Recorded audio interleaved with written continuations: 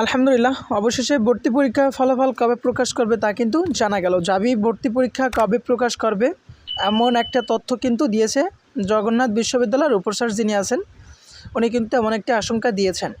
28শে ফেব্রুয়ারি 2025 কিন্তু এরকম একটা নিউজ ডেলি ক্যাম্পাসের মাধ্যমে আমরা দেখতে পেয়েছি।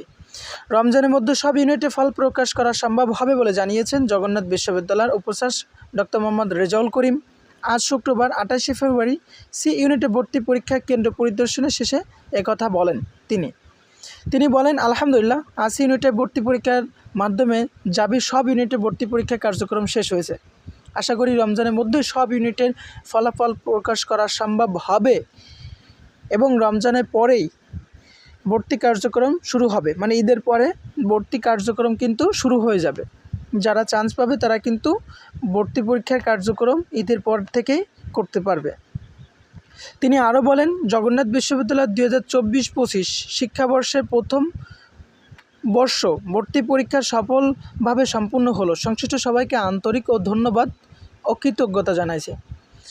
আরও জানা যায়, এবার ভর্তি পরীক্ষা চারুকলা রস্য ইউনিটে 60টি আসন, বিপরীতে পরীক্ষার্থী 1375 জন কিন্তু পরীক্ষা দিয়েছে।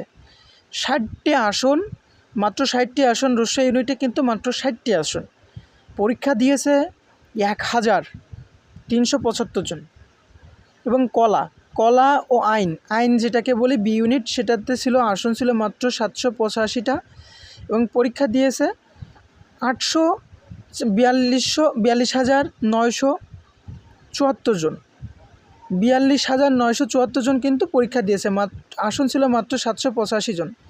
এবং বিজ্ঞান ইউনিটেতে আসন ছিল, এ ইউনিট যেটাকে বলি, 860টি আসন ছিল, বিপরীতে 44,223 জন কিন্তু পরীক্ষা দিয়েছে। 44,023 জন কিন্তু পরীক্ষা দিয়েছে এ ইউনিটেতে, বিজ্ঞান বিভাগ যেটাকে বলি সেটাতে এ ইউনিটেতে কিন্তু 44,223 জন পরীক্ষা দিয়েছে। এবং ডি ইউনিটেতে সিট মাত্র 520টা এবং তার বিপরীতে পরীক্ষা দিয়েছে 24,957 জন পরীক্ষা কিন্তু দিয়েছে। এবং ভর্তিযুক্ত পরীক্ষা যেন সুষ্ঠু ও পরীক্ষা দিতে পারে সেজন্য প্রথমবারের মতো শিফট ভিত্তিক পরীক্ষা নেওয়ার উদ্যোগ নেয় বিশ্ববিদ্যালয়ের প্রশাসন। তো পরবর্তী নিউজগুলো পেতে আমাদের চ্যানেলটি সাবস্ক্রাইব করে রাখবা, যাতে সবার আগে নিউজগুলো তোমরা পেয়ে যাও।